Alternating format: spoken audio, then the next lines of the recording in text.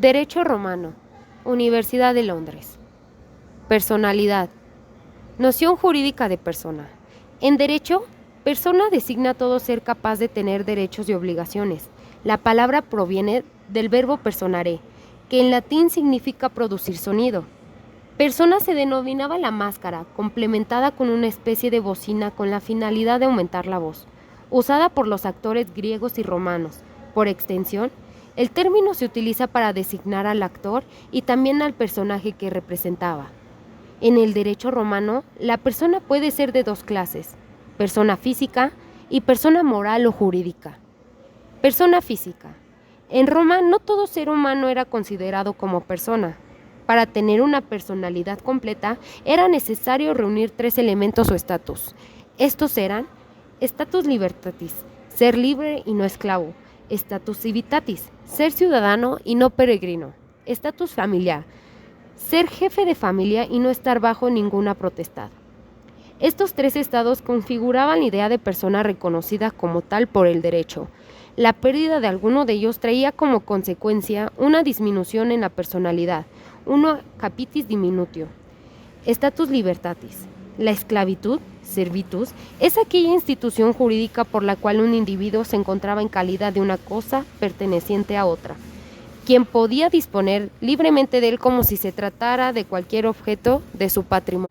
La situación del esclavo dentro de la vida romana puede ser resumida en los siguientes puntos. El esclavo no tiene ningún derecho de carácter político, no puede contraer matrimonio y la unión de carácter marital que celebre solo producirá la creación de un parentesco de consanguinidad. No puede tener propiedad alguna, lo que adquiera será en nombre del amo y para el amo. No se obliga civilmente por las relaciones de carácter contractual que llegase a celebrar. No puede obrar en justicia ni para sí ni para ningún otro. Son 2 fuentes o causas por las que se puede ser esclavo: por nacimiento. Las causas que se considera que el hijo de una esclava siempre sería esclavo, en virtud de que los hijos nacidos fuera del matrimonio siempre siguen las condiciones de la madre. Como la esclava en ningún caso podía contraer matrimonio, su hijo nacería esclavo. Por circunstancias posteriores al nacimiento. Las causas se consideran según el derecho de agentes. Sería esclavo el individuo que cayera prisionero en una guerra. Si el prisionero era vencido en una guerra civil o bien apresado por piratas o bandidos, siempre sería considerado libre por derecho. La manumisión, el acto por el cual el esclavo obtenía su libertad. Esta es una institución del derecho de gentes, regulada por el derecho civil, que limita las determinadas formalidades sin las cuales el esclavo no podría ser libre según el derecho. Para que la manumisión surta todos sus efectos jurídicos son necesarias 2 condiciones: que fuera con voluntad del propietario, que se efectuara de forma solemne. Según Ulpiano, son 3 las primeras formas que existen de manumisión. Por censo. El amo otorgaba su consentimiento para que el esclavo se escribiese en los registros de totalidad de ciudadanos que el Estado llevaba a cabo cada 5 años. No era posible realizarlo cuando el amo lo deseara, sino únicamente en ocasión de efectuarse un censo de esta naturaleza. La segunda era la manumisión por vidicta. Resultaba más práctica. El señor, acompañado del esclavo y de una tercera persona, se presentaba ante el magistrado, frente a quien prácticamente se desenvolvía un simulacro de proceso, en el cual el assertor libertatis afirmaba que el esclavo era libre. El amo no contradecía tal afirmación y en consecuencia el magistrado declaraba la libertad de aquel. La tercera y última era la manumisión por testamento. Consistía en la voluntad del pater familias expresada en el testamento de conceder la libertad a determinado esclavo. Status civitatis. Todo aquel que no fuera esclavo sería libre. Sin embargo, existían diferencias muy importantes entre las personas libres, ya que éstas podían no tener la ciudadanía romana. Durante la primera época de Roma, el hecho revestía gran importancia en tanto la ciudadanía estaba muy restringida. El derecho ciudadano romano Gozaba de hechos de prerrogativas establecidas en las distintas leyes del derecho civil, tanto en el orden privado como en el público. En lo concerniente al derecho privado gozaba del connubium y del comercium. El primero se refiere a la facultad de contraer matrimonio civilmente, de realizar las jus nuptia. El comercium consistía en el derecho de adquirir y transmitir la propiedad. En lo referente al orden público, el ciudadano romano tenía el jus suffragii, o derecho a votar en comicios, y el jus honorarium, o derecho de desempeñar cualquier función pública o religiosa. La ciudadanía se podía adquirir por nacimiento o por causas posteriores a él, independientemente del lugar donde naciese. En Roma se adquiría la nacionalidad de sangre, jus sanguinis, y por el hecho de nacer en tal o cual parte del territorio romano, jus soli. Con posterioridad al nacimiento, la ciudadanía puede ser obtenida por haber prestado un servicio extraordinario al Estado. En este caso, dicha ciudadanía debía ser confirmada por los comicios, por un senado consulto o ratificada expresamente por el emperador, según sea el caso. El nombre.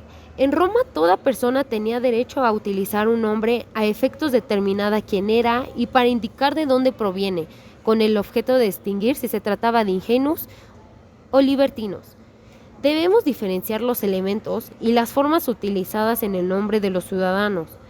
Por lo que concierne a los ingenuos, el nombre de ciudadano estaba compuesto por 3 elementos, razón por la cual se denominó trianómina, que eran las siguientes. El nombre propio, praenomen, distintivo del individuo dentro de su familia. El nombre de la gens, a la que pertenecía un nomen gentilicium. Y el apellido, cognomen, para distinguir al grupo de familia en específico.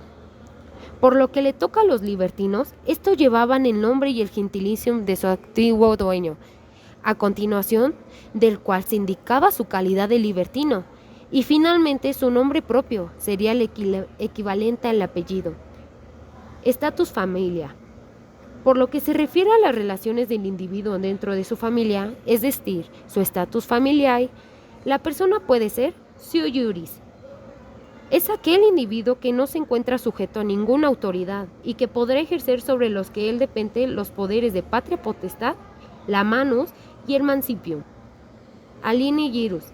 Es la persona que se encuentra sujeta a cualquiera de las autoridades señaladas en el sui juris, esto es, la filifamilias y la mujer in mano. Capitis diminutio. Relacionado directamente con el problema de la personalidad y por tanto ligado a los estatus, aparece el fenómeno de la disminución o pérdida de la capacidad, esto es, la capitis diminutio. Cambio de situación a otra que debe ser entendida como una modificación que sufre el individuo. La capitis diminutio tenía 3 circunstancias. Capitis diminutio máxima se daba cuando el individuo perdía su calidad de tal y perdía la libertad y quedaba reducido a la condición de esclavo. La capitis diminutio media se sufría en caso de la pérdida de la ciudadanía romana. Capitis diminutio mínimo. Nos encontramos ante esta figura en aquellos casos en que una persona pierde los derechos que poseía dentro de su familia, conservando la libertad y la ciudadanía. Personas morales. Las personas morales que también recibían el nombre de personas jurídicas son, junto a las personas físicas, sujetos de derecho, esto es, entidades capaces de derechos y obligaciones, pero que a diferencia de las personas físicas no tienen existencia moral, ya que son seres ideales. Existían 2 clases de personas morales. Las asociaciones son la reunión de varias personas físicas para lograr un fin común. Para que esta reunión de personas fuera reconocida por la ley como sujeto de derecho, debía reunir los siguientes requisitos: existencia de por lo menos 3 miembros, estatutos para regir la organización y funcionamiento, y 3, fin lícito. Para finalizar, las fundaciones. Estas instituciones apenas se esbozaban en Roma, sino hasta la época del emperador Justiniano, que se reconoció, aunque con limitaciones, la personalidad jurídica de patrimonios dedicados a fines religiosos de beneficios. Si bien para constituir una asociación era necesario que se diera la existencia de varias personas, en el caso de una fundación bastaba con la voluntad de una sola persona, que dispusiera de la afectación del patrimonio para la realización del fin deseado.